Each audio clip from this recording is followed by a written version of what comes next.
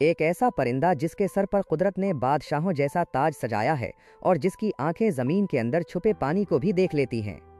अस्सलामुअलैकुम पीर बख्श टीवी के मुअज़्ज़ज़ नाज़रीन, आज की वीडियो में हम आपको बताएंगे कि हुदहुद कितने अंडे देता है, इसकी खासियत क्या है, इसकी खुराक क्या है और इसे घर में कैसे पाला जा सकता है। आज की इस वीडियो में हम मुकम्मल मालूमात बताएंगे। वीडियो को शुरू से लेकर आखिर तक देखें। हुदहुद एक ऐसा परिंदा है जो अपनी खूबसूरती में बेमिसाल और अपनी सिफात में हैरत अंगेज है। इसे कुदरत ने बेपनाह जहानत से नवाजा है।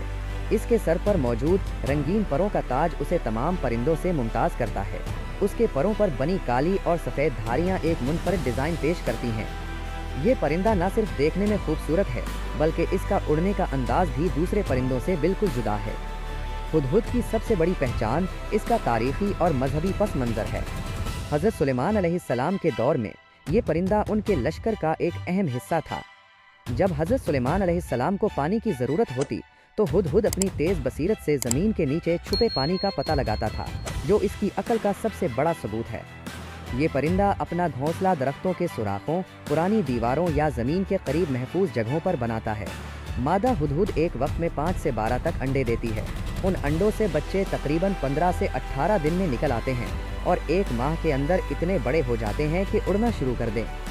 हुदहुद की पसंदीदा खुराक ज़मीन के अंदर रहने वाले कीड़े मकोड़े, मकड़ियाँ और छोटे मेंढक हैं।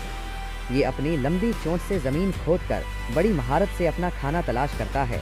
अगर आप इसे घर में पालना चाहते हैं तो उसे एक खुला और हवादार माहौल फराहम करना ज़रूरी है।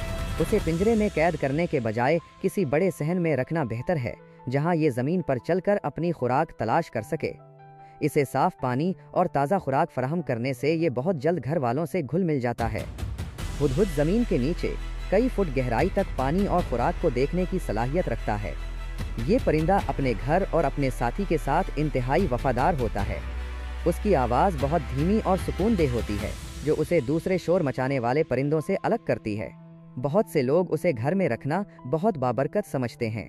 चूँकि इस परिंदे का जिक्र कुरान पाक में आया है, इसलिए उसकी मौजूदगी घर में एक मुस्बत और रूहानी माहौल पैदा करती है।